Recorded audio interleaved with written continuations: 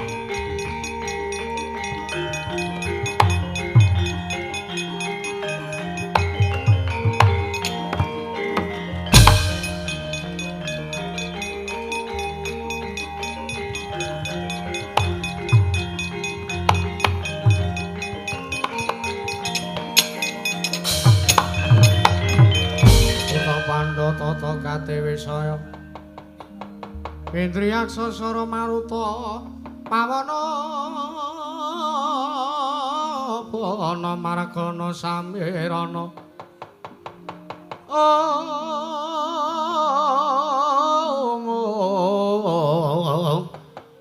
samirana lan warayang wisikan magulingan lima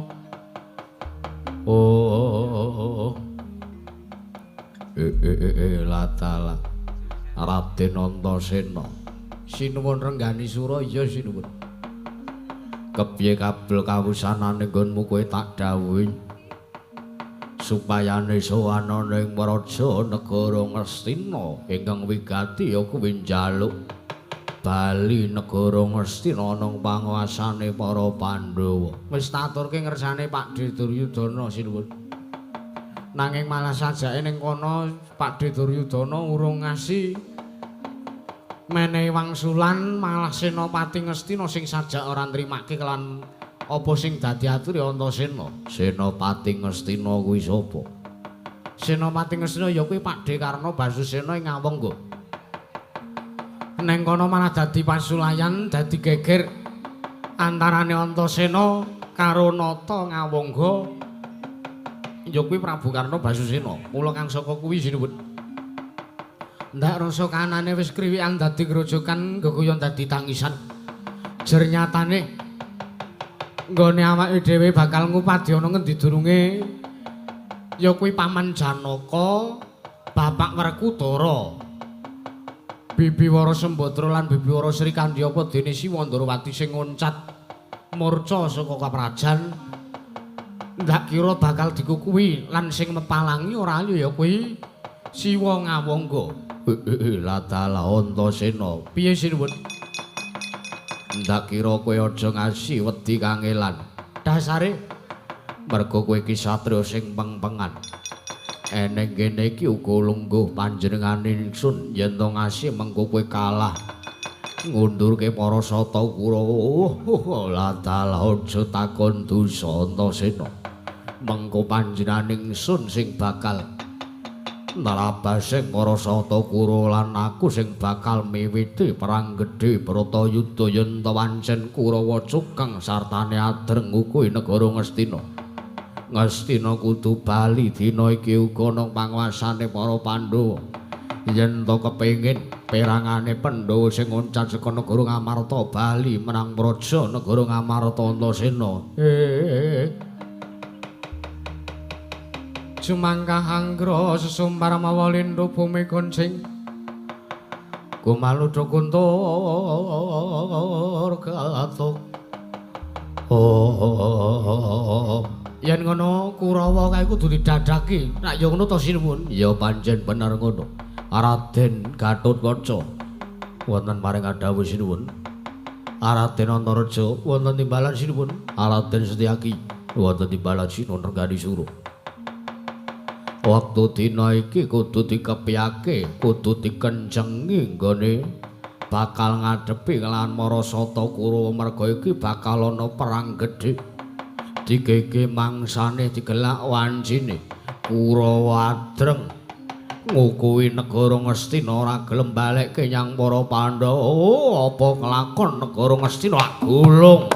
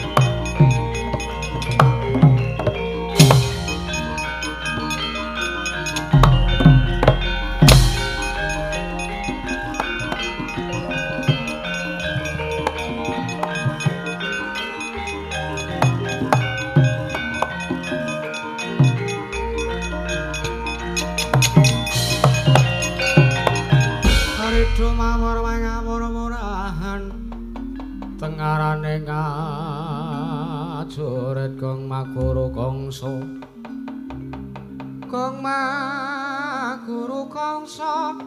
tetekatya butula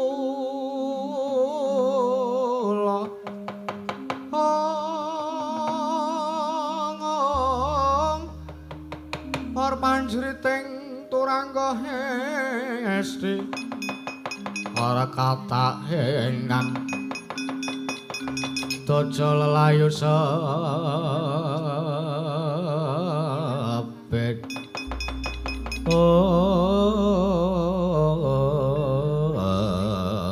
waidan menungso ora tatanan ngaglah bergagah kaya mentang-mentang kaya gendhe Setyaki Kakang Kartomarma bapamu yo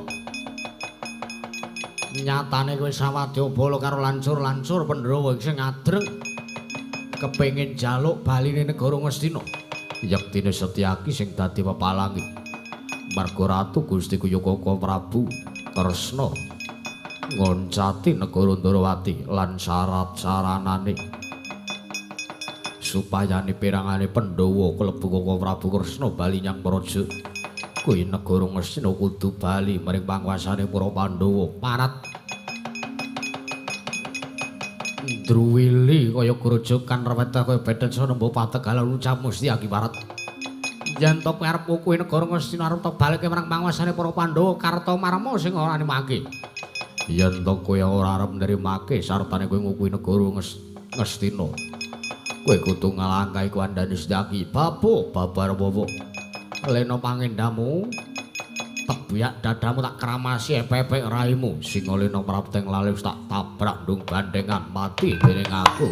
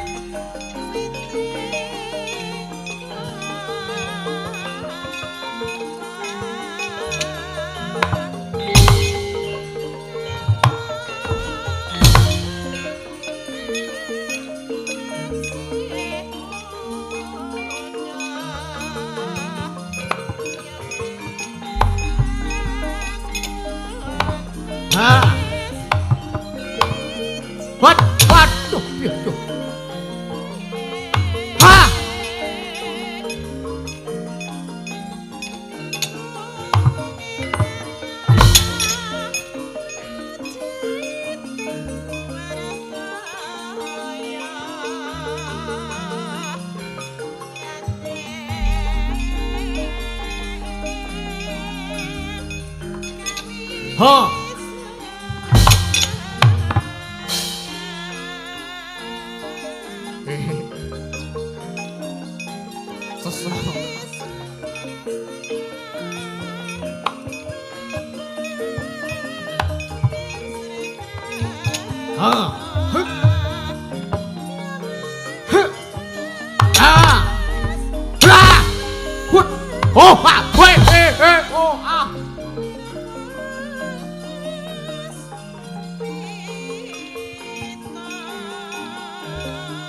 Musuh banget tandangmu Setyaki suwe ra pethok terus kaya ngono.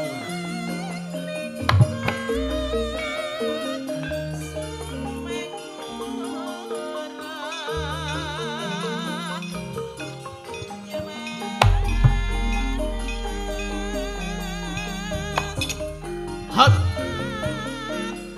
Dar. Oh, ngrasake lara ta. Ah! Kel.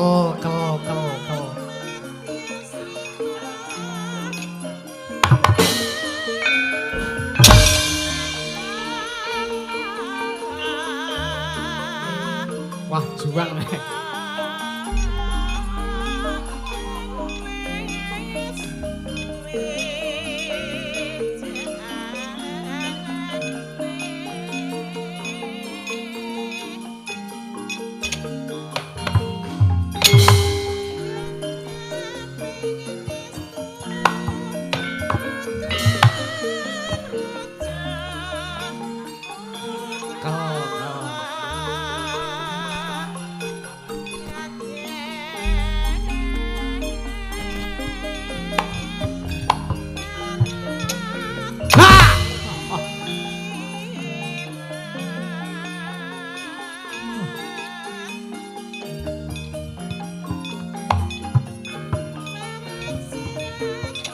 Ha, candak sirahut.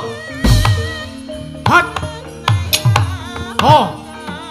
Ha. Weh. Kel. Ha. Ha. Ha. Ha.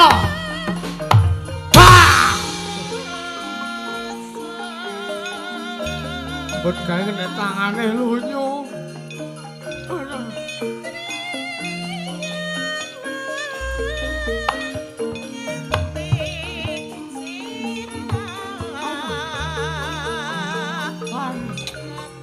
Hot. Hot. Aduh, piye?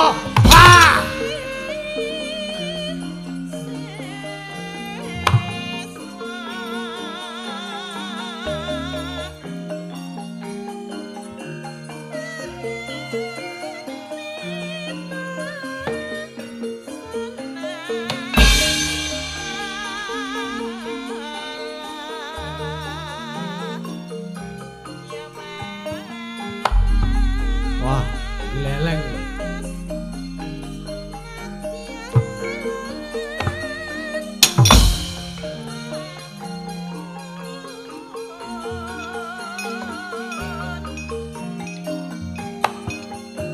Ha.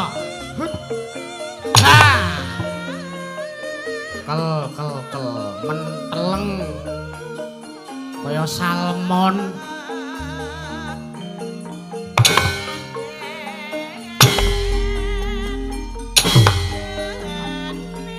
Wantem cengele ya gak apa-apa lho piye.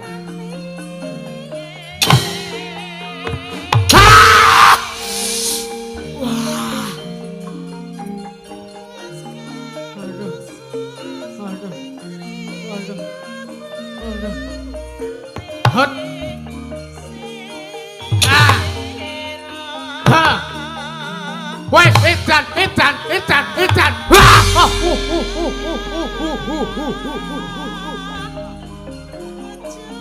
Mah kobruk.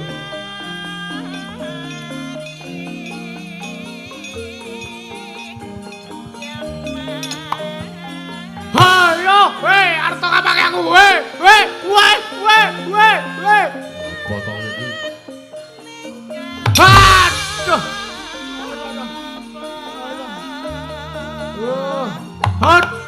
Hot.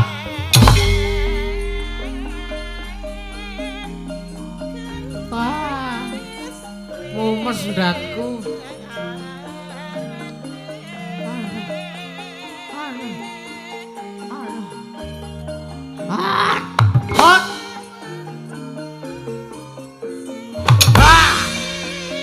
Hot. Hot. Tuh. Hot.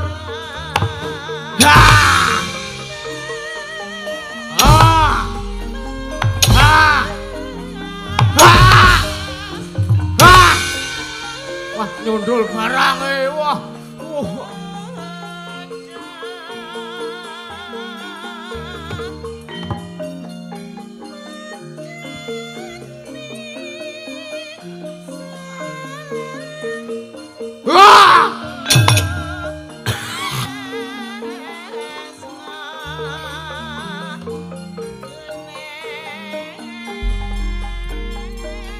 Ranggo inhaler apa ya aku ya? Aduh.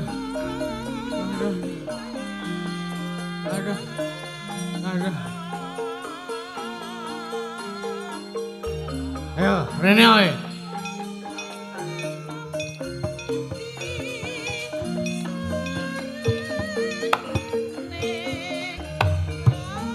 Hot. Ho. Hot.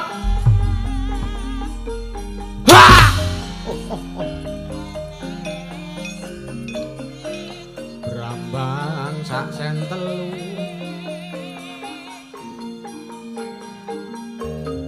Ha. Hot. Ho.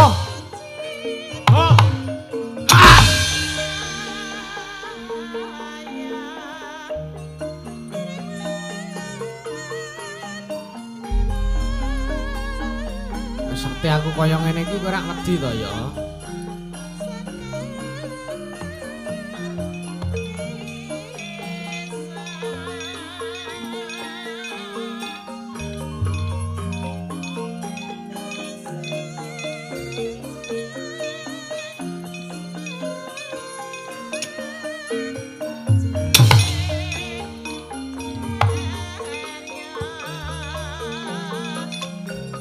Hut. Hut. Wah.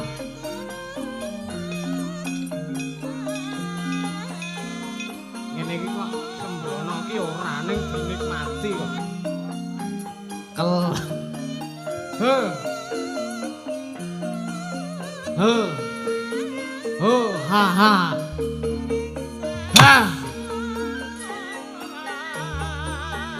Di katen batmu ndi?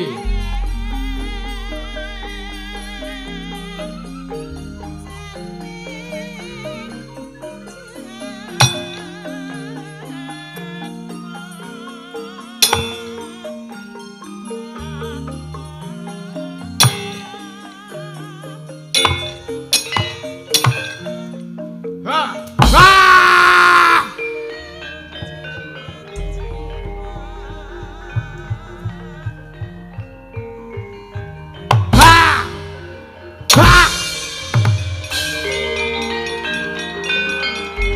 Wow.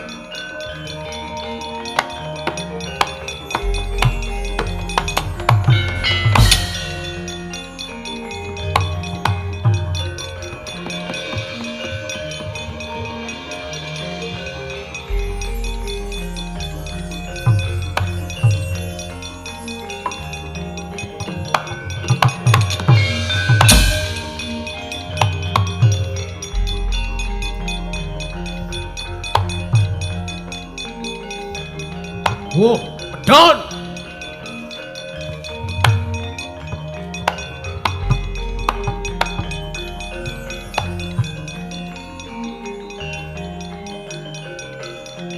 Oh.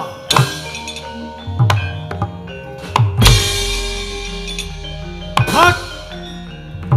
Ah. Ah.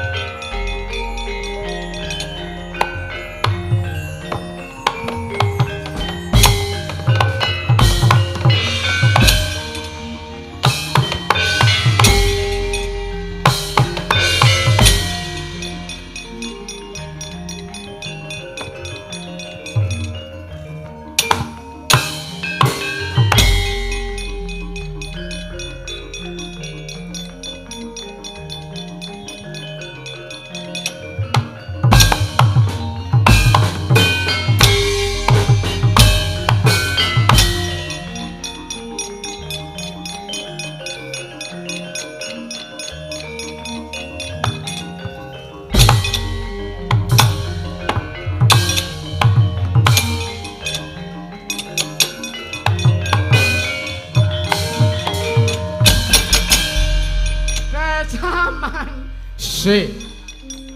Waedan Antasena. Pakde Kartipeya. Kartipeya. Pokoke nek ora peyak aku gah. Wah, gawar ngawur. Awakmu kuru banget masalah iki. Awak po cuthik. Antasena piye? Kurawa sing gentur tapane ya ming aku, mula mokal yen awakku kuru. Alah. Wis ora sah kok kanuyap.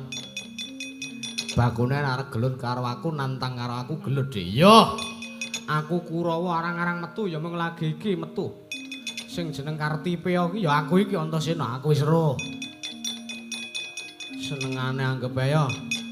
Nek arek ngantem karo anakmu Antasena, Gyage ngantem matna sastra jendramu Mateka Aji Jaya Kawijayan. Yo. Kowe ora ngerti kondang iki Kartipeya iki wong sekti nadyan Kurawa arang metu. Aku wong sekti Mahambara. Sekti tanpa geguru. Kendel tanpa piyandel. Nora tedas tapak palu sisane Gurinda yen to kowe ora gelem minggat apa kelakon mak.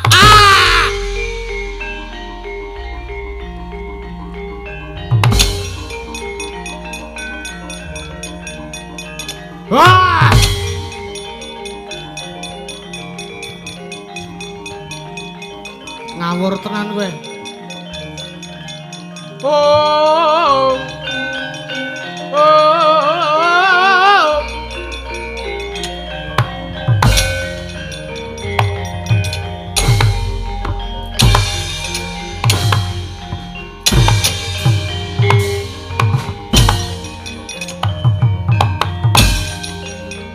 Wah, kok ngene iki mundur wae.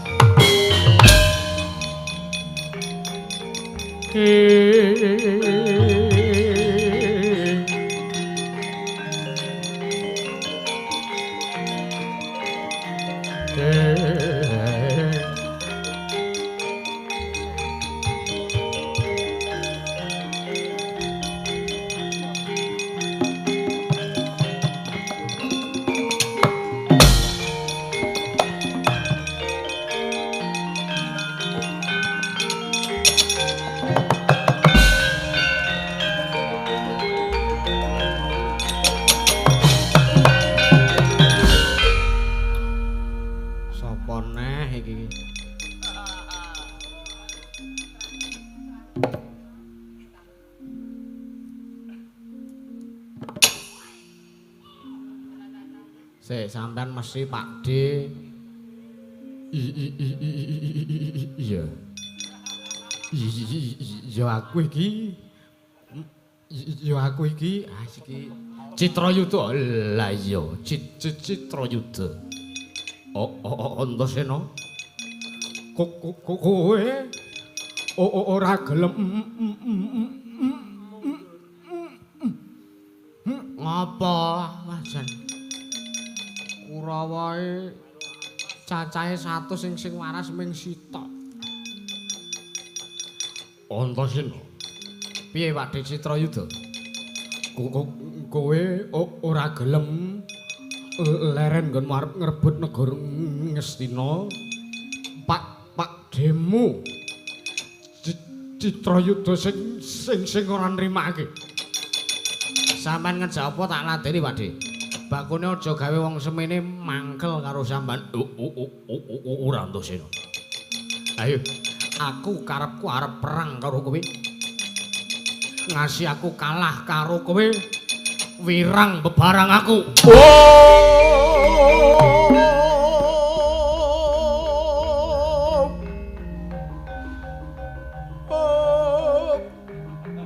Jatahe MC kok ya saya. Bebek. Aduh, ya. Aduh. Ha!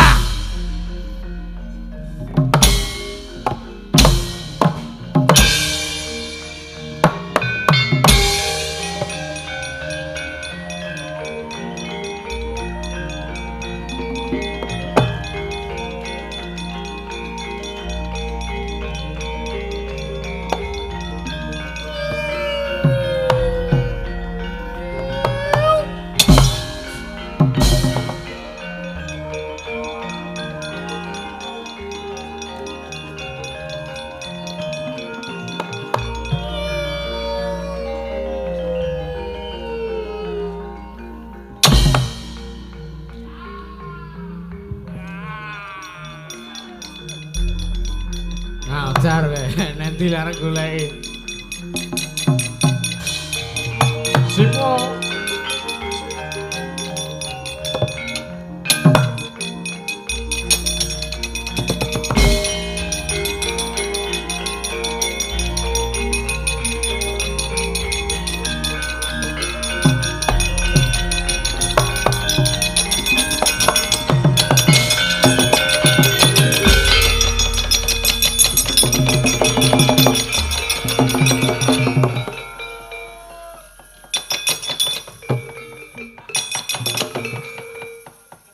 Atine deg-degan banget po ya.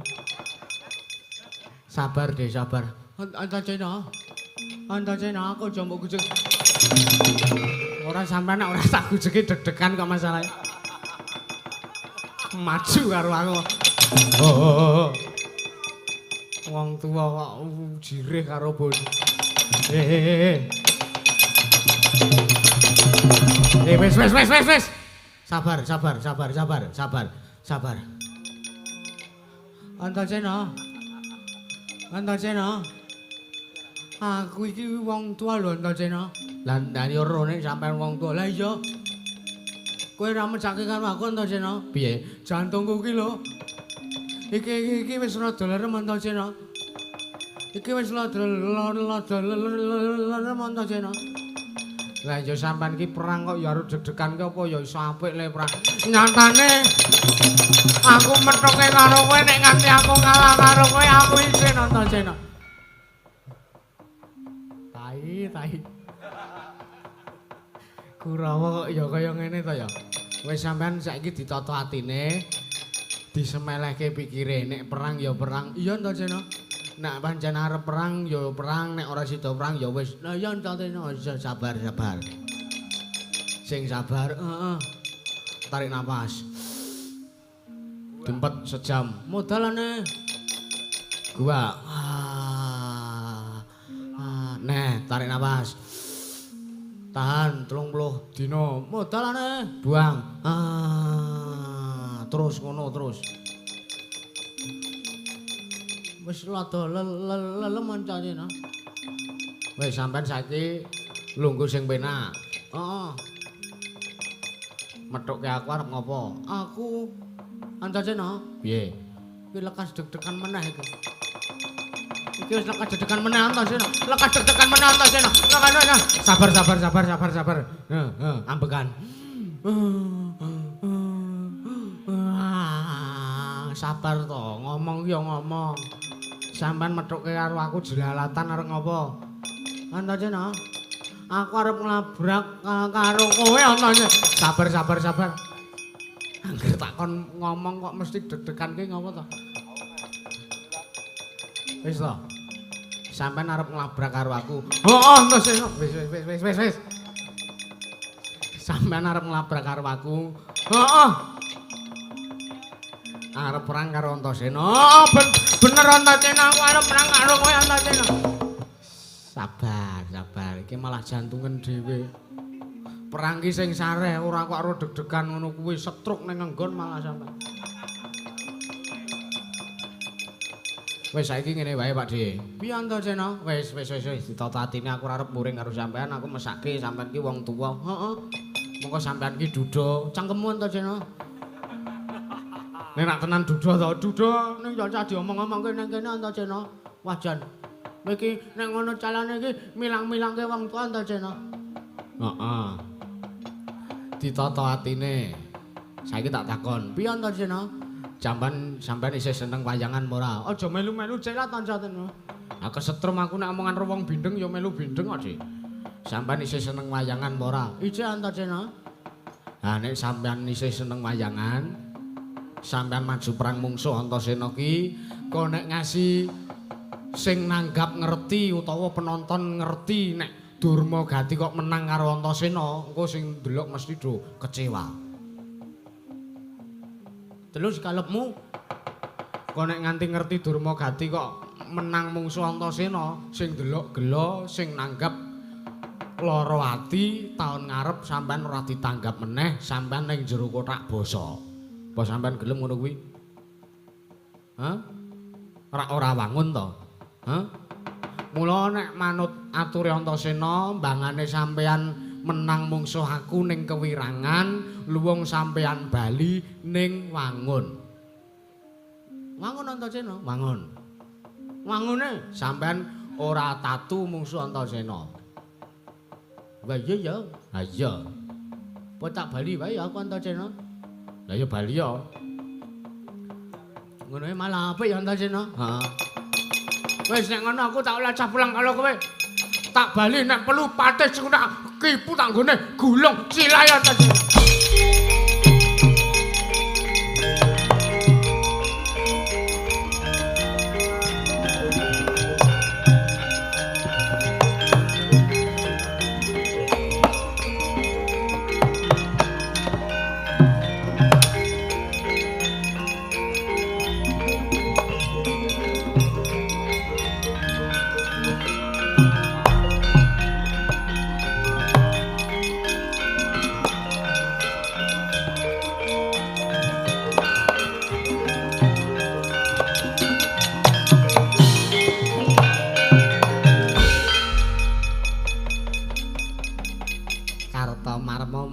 Mundur man.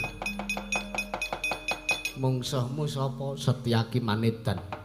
Setyaki saya gegirisi tandange. Kamangka bocahe niku kula sawang mripate abang. Elah. Setyaki iki nek agi ngono iki perang pengpengan. Ngoten man. Iya. Antasena ora kepethuk kowe mboten man. Mbok bilih rombongan sanese sing kepanggih Antasena. Bejo-bejane kula ora ketemu Antasena. Lah nek kula ketemu Antasena apa ora ajur awak kula man. Heeh wis kana mundur to. Nggih man.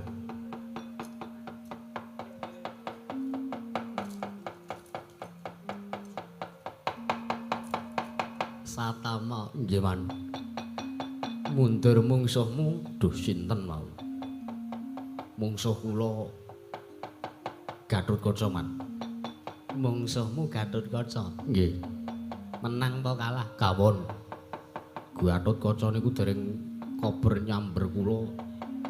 Kula pun minggat riyen akhire kula kecandhak, Man. Lah ya wis. Terima-termakno karang kahananmu ki ming dadi wayang nggo antem-anteman kaya ngono kuwi. Ha nggih, Man.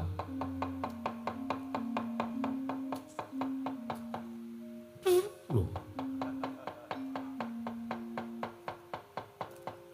Kartipe ya nggih man mundur karo tatut ngopo nuwun sewu man kula kawon man rupamu iki lho jan aku nyawang rupamu kok pengen tak wantil-antil wis awake kuru ndasmu gedhe menungsa apa wae iki sampean ki mbok yo ora ngece kaya ngoten lho man kula ngeten-ngeten pun berjuang kula niki pun maju niat kula apik niat kula niku nentremke negara Ngastina wondene kula kok isih dipaido niku lara teng ati man ya ora apa-apa wong iki Kurawa ora tau metu ya mung ngake pisan iki kowe ditokke nggih man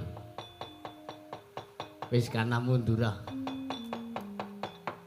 kula metu pisan pun lega man teng ati penak saya nek kula metu pindho sesuk mangtoke meneh tergantung stamina njaluk pindho nek awake wis apik ya napa. Endi iki liyane iki? Nembe dicipok, Man.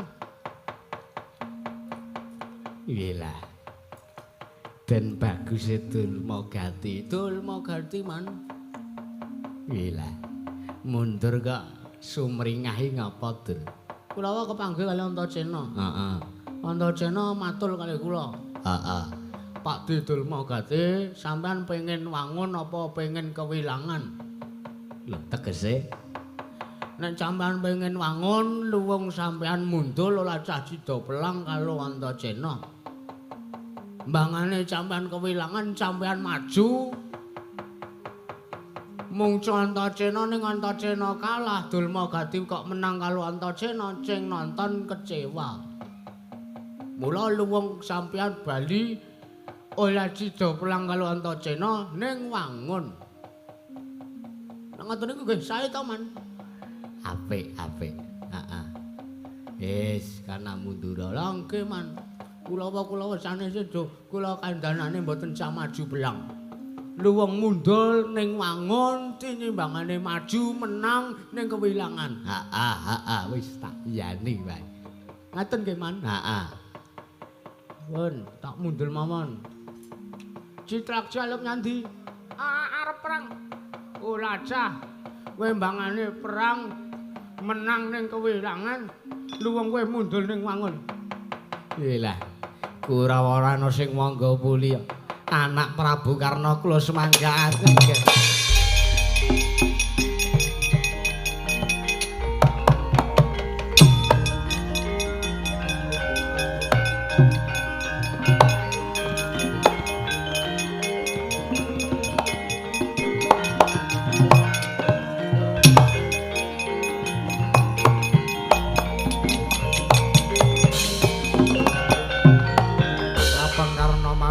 Wingis katon lir landheping Trisula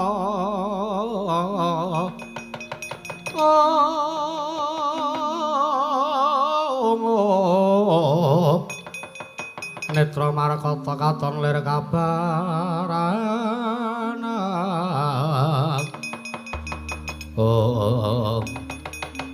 panes maning jajalanan sekertaning baune iblis lanat saya sak geleme dhewe gleleng pancakmu gembelo sirahmu Antasena. Ora pangling kae tak sawang sira kene sing jenenge Prabu Renggani Sura. Prabu Renggani Sura. Aja ngasi kowe ketemu sak pejagong adu arep kelawan Nata Ngawangga tampanana pusakaku Kyai Kuntawijaya Ndanu. Kowe iso kuwat nadhahi pusakaku tak sembah dlamaanmu sawe taun marap.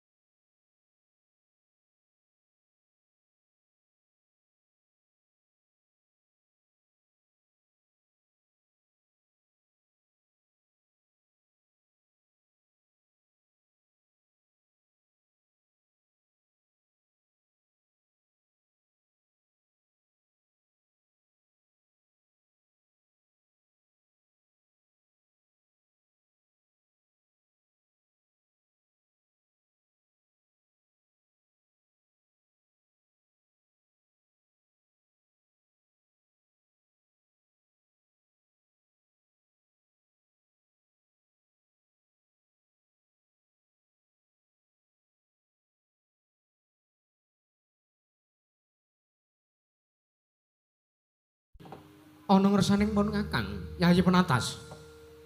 Tobat. Gawe kaget sotaning manahe adimu. Kakang Prabu nimbali kelawan adimu Penatas. Ana ing Kedaton negara ing Argapeni ana wigati apa Kakang? Ya, Penatas. Ana dawuh apa? Ingkang sepisan padha kanthi Rarja sak pratamu. Mung arep mbagekke kok dadak kok kan pertingsing lho. Ket mau ki mbok ya gek kangge ngendika. Padha kanthi Rarja sak pratane dhewe Penatas ngono wae kok dadak njuluki barang wis to kaki tampanen. Iya Kakang slamet aku ora ana langan suwiji apa. Ya mung aku ngaturke sembahku tampanono ya Kakang Prabu. Ya. Tak tampa ora lewat pangestunipun Kakang Tampanono Penatas. Tak gegem dadake jimat batu-batu Kakang Prabu. Beda kelan adat sing wis kelakon. Wondene wektu dina iki Kakang Prabu minang kuda. Ngawe kelan adimu Penatas kamangka. Iki pasewakan beda karo adat sing wis kelakon. Adat saben Kakang Prabu minang kuda kuwi nganake pasewakan agung. Teka wektu dina iki mung awake dhewe sak pejagung ing Kedaton negara. Ing Argapeni ana wigati apa Kakang Penatas? Ana dawuhmu apa Kakang Prabu? Aja kaduati kajeron penampa. Yektine pancen adat saben panjenengan ingsun kuwi nganake pasewakan agung mesti wae nglumpukke sartane nimbali kelawan saking para kawula. Iya. Nanging wektu dina iki sak gendhakan iki beda, merga perkara iki ndanggep perkara wigati. Sartane iki perkara pribadine panjenengan ingsun ya Nalendra ing Argapeni, ya Prabu Minangkuda Penatas.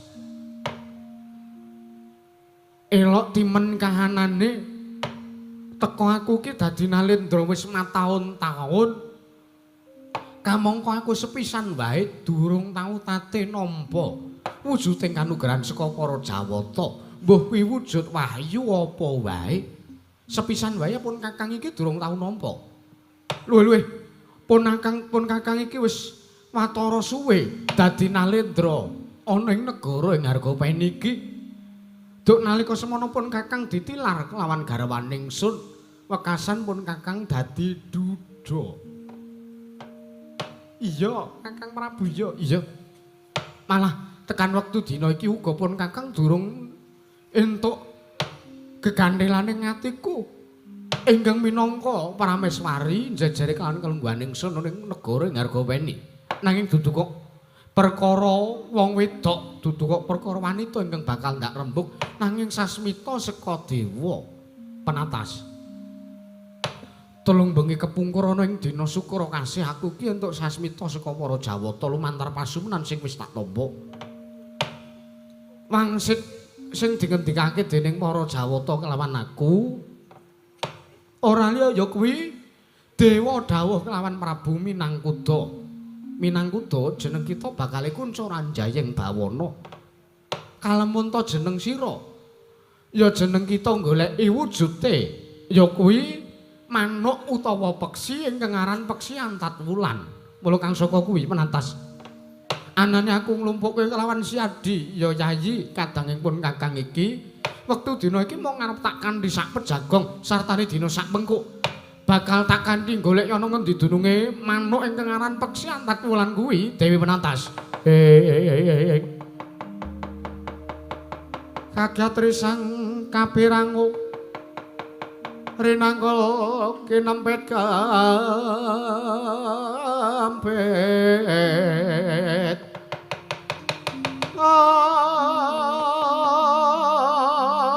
ngong dosang retaning bawana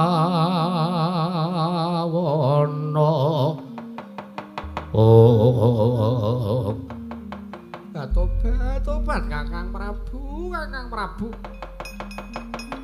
Lah kok semune bareng tak wigatekke sartane tak gatekake ngendikane Kakang Prabu Minangkuda. Lah kok jebul tinemune semu nyemoni kelawan adimu. Lho kok kok aku mbok arani aku nyemoni kelawan kowe iki tegese piye? Mengko dhisik to Kakang. Kakang Prabu mau ora maring dawuh ngendika yen to bisa kunca Ranjayeng Bawana. Kalamun to kelakon goleki wujude peksi antat wulan Kakang. Mangerti ya? Aku ki uga entuk sasmita saka para Jawata surasane tanpa beda kelawan ingkang amisik kelawan Kakang Prabu.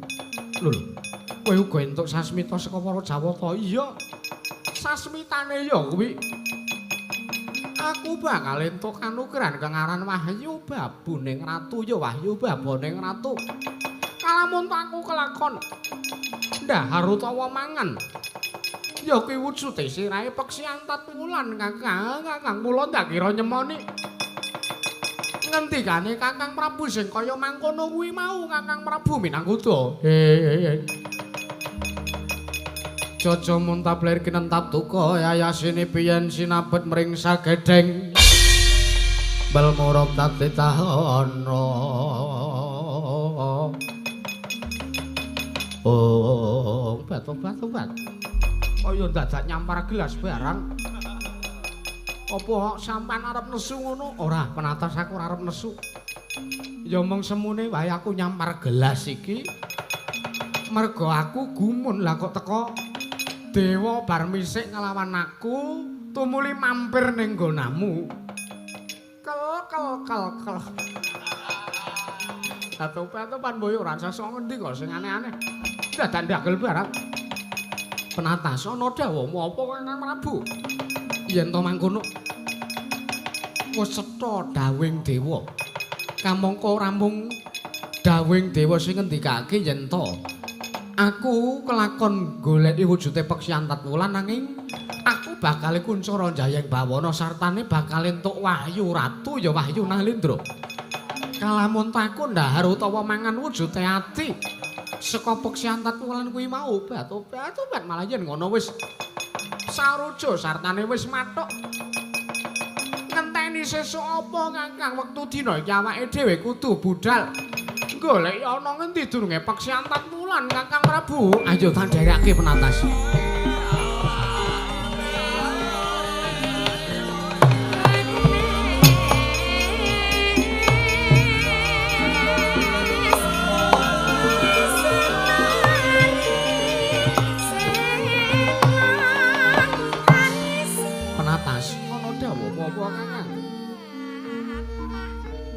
Prayogane yen nggone awake dhewe ngumpadi ana ngendi durunge peksi antat wulan. Siadi lumaku menyang kulon tumulipun Kakang bakal lumarep ana ngiring wetan. Banjur mengko yen to sok sapa sing ngentokake kelakon kasembatan gayung goleki nemokake wujuding peksi antat wulan uga kudu didumrata. Mangkono Kakang ya. Yen to mangkon aku mung manut kelawan dawuh sabda pangandikane Kakang Prabu Minangkuda. Ya wis, ayo wektu dina iki budal penatas.